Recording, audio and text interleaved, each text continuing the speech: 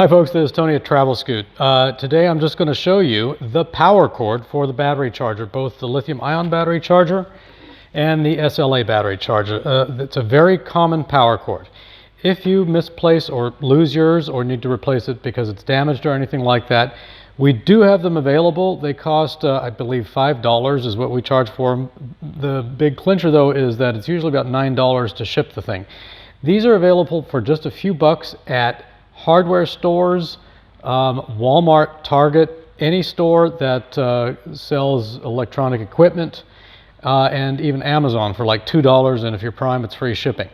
It's a very standard NEMA 5-15 power cord on one end, so it's a three-pronged 110 outlet plug on the wall end, and then the part that plugs into your battery charger is called a C13. It's a very common computer monitor or appliance plug.